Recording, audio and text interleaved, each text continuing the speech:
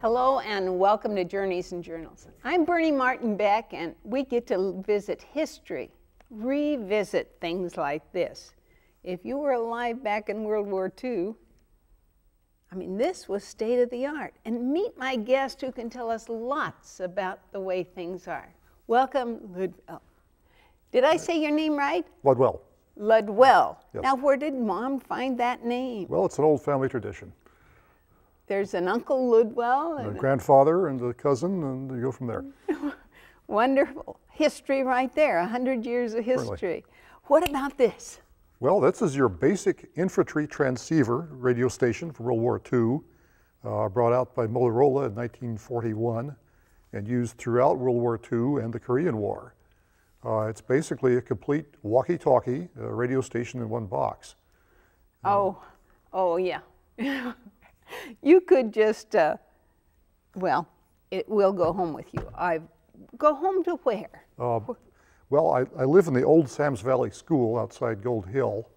It never looked better, I'll tell you, folks. My wife and I restored the thing basically as a house after it had been abandoned for about 20 years. And when you got it, walls didn't look like anything? It was troubled. It had water damage and some other things. A troubled schoolhouse. What's it like? Well, it's 11,000 square feet, 4 classrooms, cafeteria, former assembly hall. Now just a large house. It's a very large house, folks. When you walk in, it's like a grand entrance. But it's really hallway, isn't it? Well, we like it. See, no one else had found a use for this building in 20 years, so we figured out a use for it. What's your use? Well, it's a display space for a collection of electronic instruments that I have. It's an office space, it's a sewing room for my wife, it's a bedroom, all the things you expect with a house. And a fancy kitchen, a modern, up-to-date, state-of-the-art kitchen. Well, pretty much, yeah. With a few additions like some Spice Island shillings boxes tins, excuse me, that you haven't seen in. Carolyn collects tins, yeah. Tins and other treasures. I saw carpet beaters. I was even thinking about bringing my own carpet beater just to compare notes. But hers were long-handled ones, I guess for 9x12 rugs or something. I imagine. Serious work in the old days. But in her books, she's got more than a few. 14,000. All in order.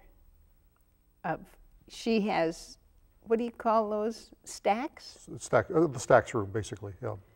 It's just like finest museum or a library you ever went in. Everything in order, everything in place. What about your stuff? Well, I'm a collector of electronic artifacts, electronic history, radio tubes, radios, telegraph equipment, things like that. And here's a picture of this man in his museum. Well, I got you standing next to those insulators? Telephone insulators, some of those. Now, when's the earliest one and where'd you find them? The earliest was probably from the 1860s. 30 or so years ago, there were still insulators available for collection because people had abandoned the lines and the insulators were still there. So back then it was easy to collect them, and I did. From all over the world you brought? Here and there, yeah. Here and there, you've got. Why don't we start with, well, let's just wind the clock back. Insulators would have been very early. 1840s, 50s, 60s, and from there, yes. Now you're talking early electricity. Right, absolutely. Well, let me discuss the telegraph business Please. On that topic. At one time, the telegraph industry was a major force in American business. People routinely sent telegrams if they wanted to get the news out to announce the birth of a child or the death of a relative or something like that. And people routinely did business deals by telegram, it being, of course, faster than the mails. So beginning in the 1840s, a network of telegraph systems crossed the United States and Canada and eventually reached Europe. There were at one time dozens of telegraph companies competing with each other until they were essentially bought up into the Western Union Telegraph Company. And I have one of those Western Union ones that telegraph, they'd come to your door. Yes, the messenger would. And he said, and he gave my grandparents one that said, Bernie has joined his little brother Henry, July 8, 1938. Sure enough. And it's just, I was so excited about that. It's a regular part of the culture back then. The other telegraph company in modern times was the Postal Telegraph Company, which lasted until about 1943 when Western Union absorbed them. There were about 35,000 telegraph companies, telegraph offices in the US and Canada at the peak. Oh my. So every little town had a telegraph office. In the state of Jefferson, the towns along the railroad had them. Roseville, Grants Pass, Gold Hill, Bedford, Jacksonville even had one, even though it wasn't on the railroad, Ashland and on into California. Well, it was a major place. I mean, you went there if you had good news or bad news. Well, right? That's true. It was an important part of the culture. I have a sounder here, the thing that was used for telegraph service, and of course a key to send the messages with. Let me just use your key here. All right. Yeah, you're the operator here, the expert operator. Go right ahead. Right. We're a bunch of ham radio operators here. Dit, dit, dit, dit, dit. I guess everybody knows what I just said, right? Okay. Yes. That's high, folks. In case you didn't know, the first satellite sent out high. So how does this work? Well, it's a simple electromagnetic-driven sounder device. The little armature makes the noise, and the resonator improves the sound quality, makes it louder. You notice every time I push this down, there it goes. Okay. Now, we're sending messages over about a 2-foot space here, but this sounder could easily be 500 miles away. And so people routinely would send telegrams and expect a speedy response, that sort of thing. So if 500 miles away would go to another telegraph office? Yes. And then relayed that way across the country? Yeah, in our case, the traffic might go up to Portland and then be relayed to Chicago, and from there to New York, or whatever small town was the distant end. Right, and then down to... The surprising thing about the telegraph industry was that it employed about 100,000 people. Oh my. And being a telegraph operator was a prestigious matter back then. Oh. You have to remember that most people were employed in farming at that point in history. Right. And farming was tough labor, especially back then. You worked like crazy all during the summer, and then come winter, you're out of a job. Well, the telegraph operator, by contrast, got to work indoors and had steady employment. And better than that... And a paycheck. Not a great paycheck, but yes, a steady one. And the operator had this rare skill that distinguished that person from the ordinary citizens. So there was this extra sort of cachet associated with being an operator. Oh, and my dad, were they men or? No, about half of operators were actually women. And this was in the days when women could find employment as perhaps school teachers or clerks and not much else. Or maids. Maids.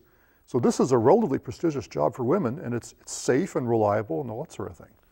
Well, in your picture that I have here, you have a station that wasn't just one in your phone station, right? Right.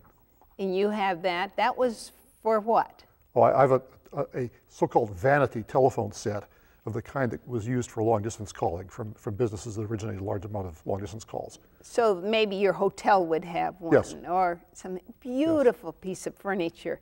How can we go through? I mean, you want to show me? Let's call up. All right, we've got some other trinkets here. This would be Greenwood Inn. You know, they had these beautiful prefixes. This one is? That one's Hillcrest 5, 7038.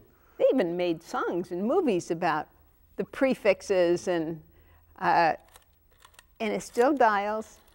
Oh, what fun. Where's this? What's the vintage of this one? It's about a 1930 design. It's a Western Electric bell system phone. Isn't it beautiful? Classic 30s style. You see them in gangster movies in the old days.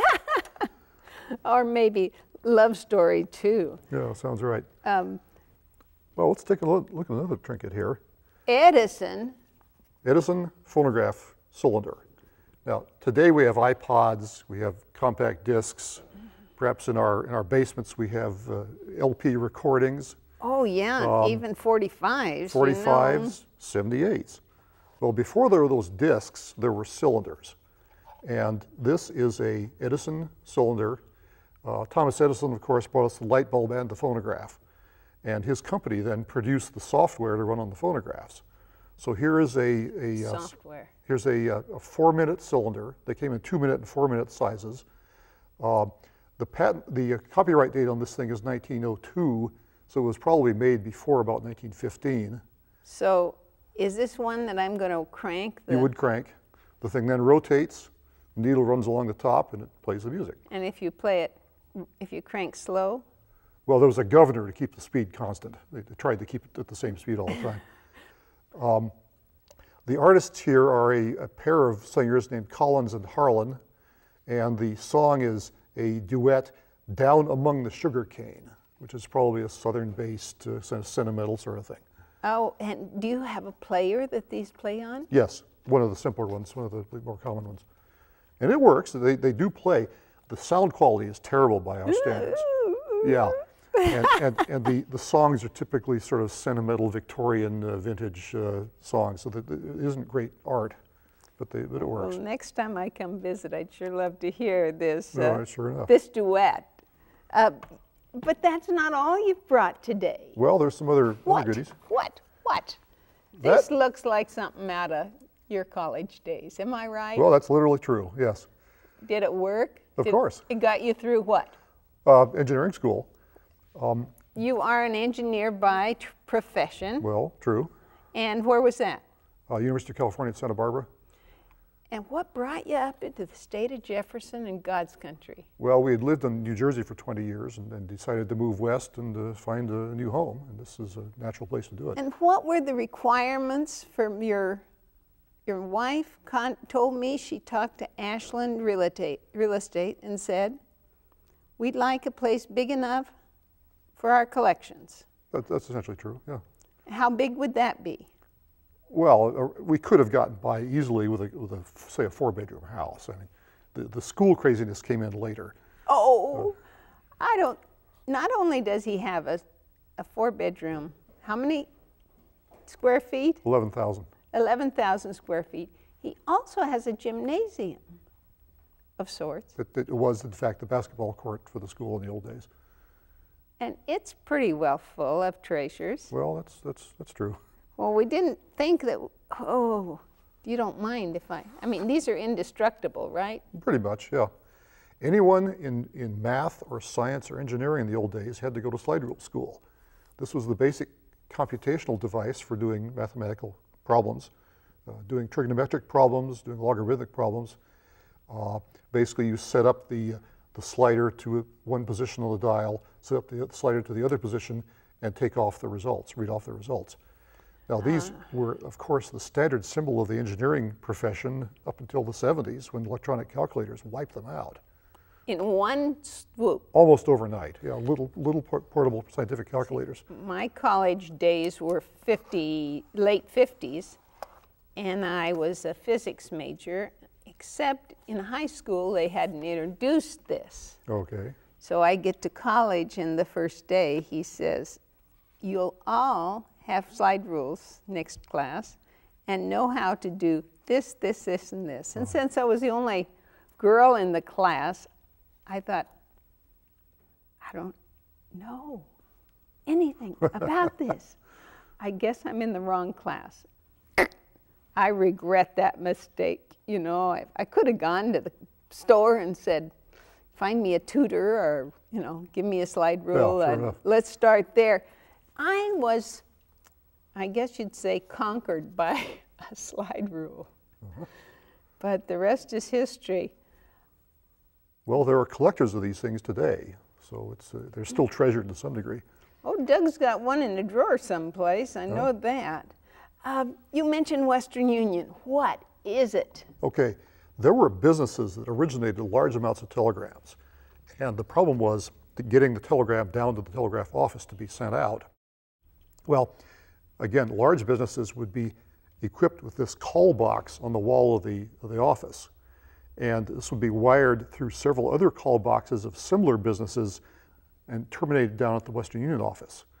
So anybody wanting to send a telegram would walk up to the wall, turn this little crank, and a clockwork mechanism would send a code to the Western Union saying that this particular business wanted service. So if I release the thing, I get the clockwork,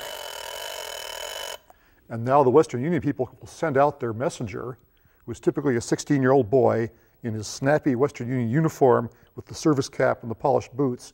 He's riding his bicycle. He comes out, picks up the telegram, takes it downtown for sending. Oh, do you have any of those snappy boots and uniforms? Or the bicycle. No. Nor the bicycle. No, I don't. Oh, how I remember they would come to the door with this telegram, and you never knew if it was good news or bad news until you got it, that brownish, light brown envelope. That's right. With a little window in it. Yep.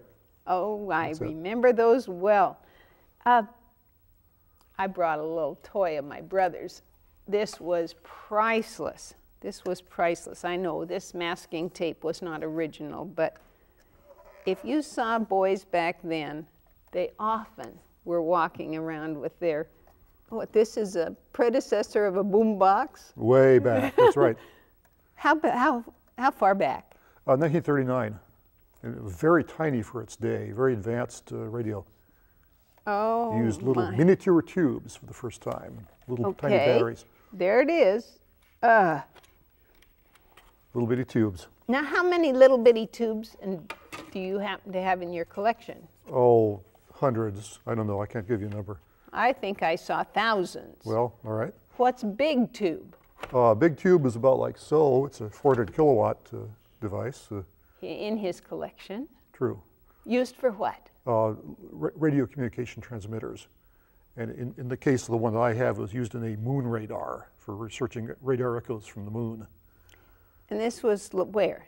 Stanford University in the year. Palo Altos, California, right near my old stomping grounds. Sure enough. 4 miles away or something from home.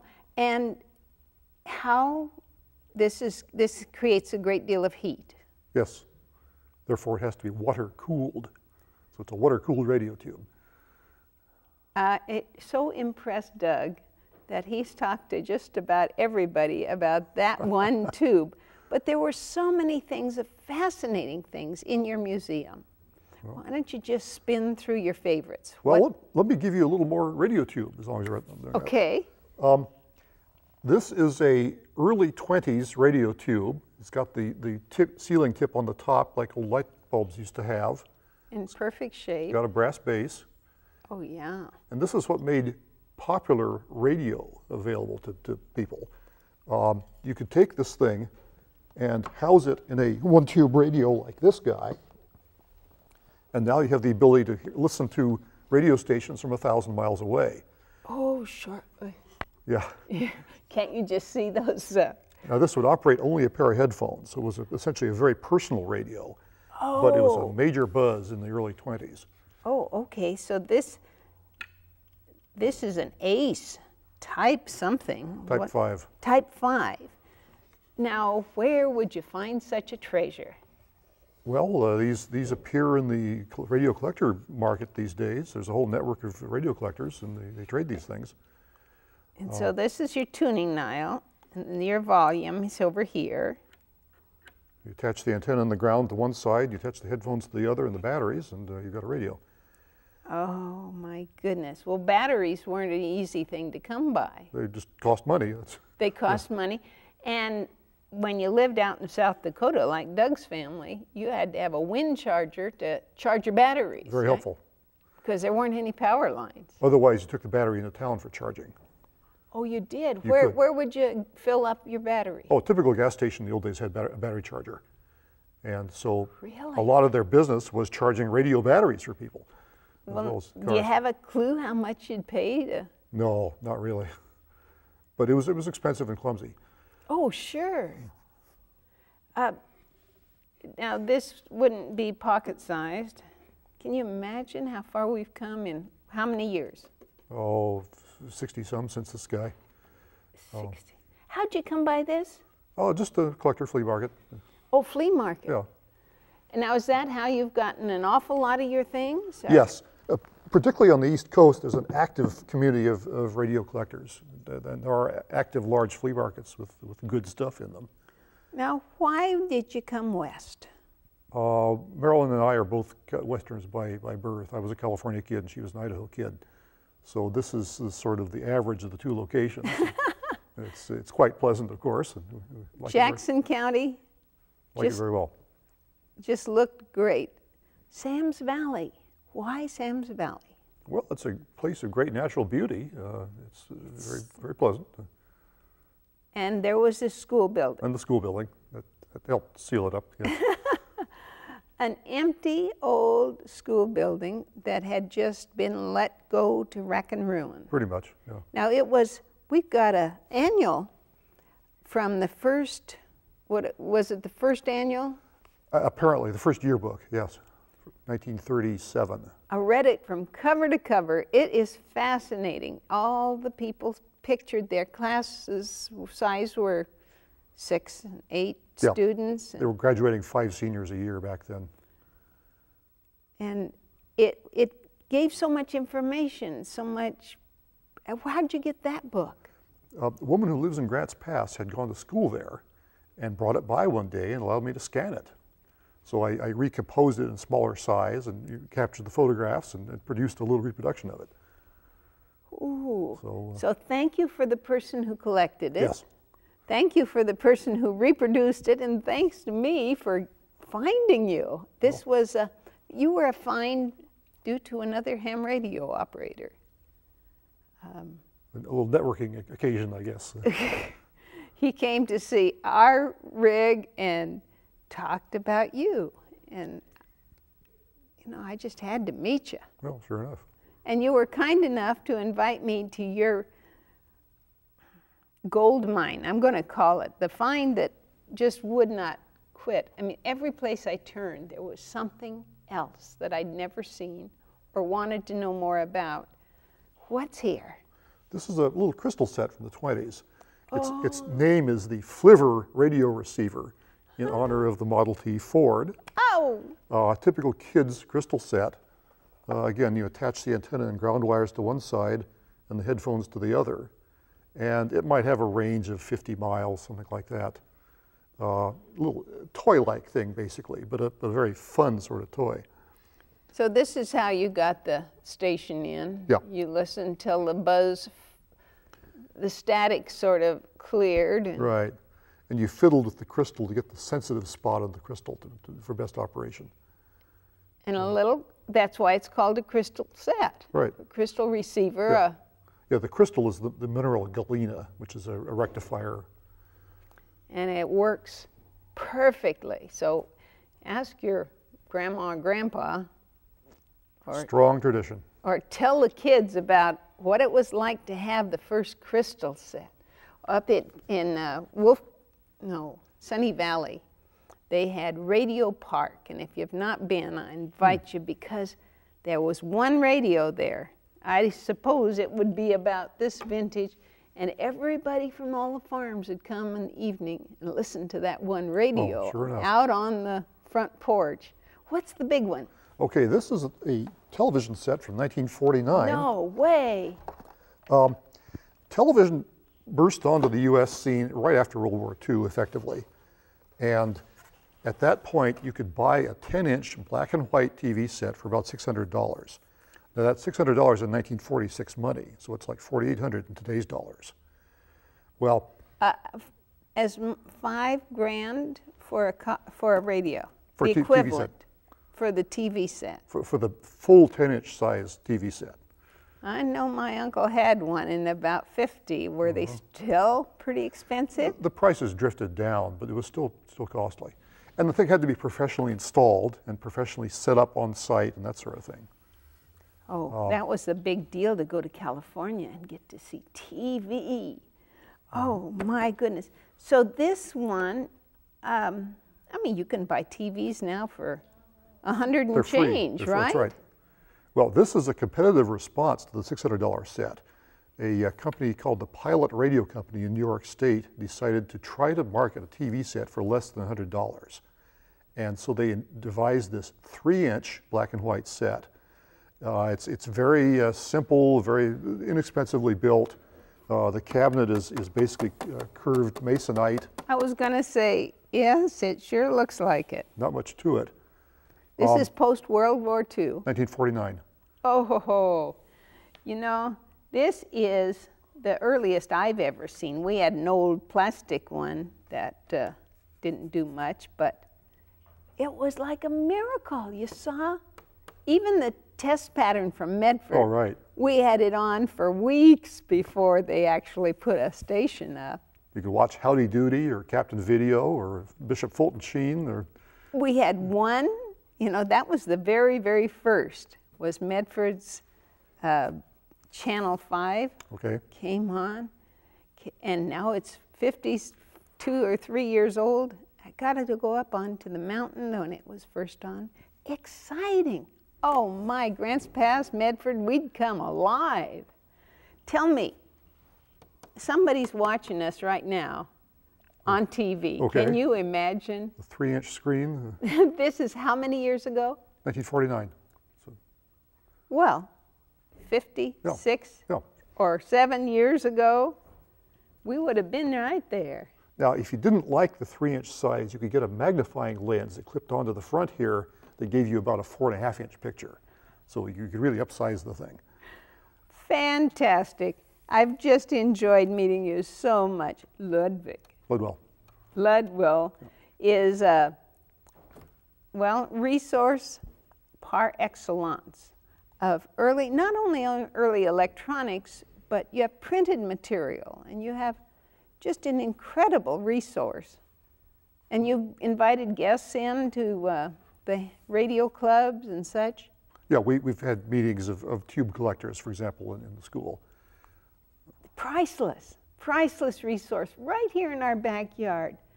And with previous invitations, it is available. It's available for viewing, sure. Just give us a call. We're in the phone book, Sibley in Gold Hill.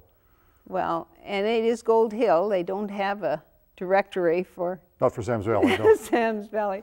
Thank you ever so much for being my best.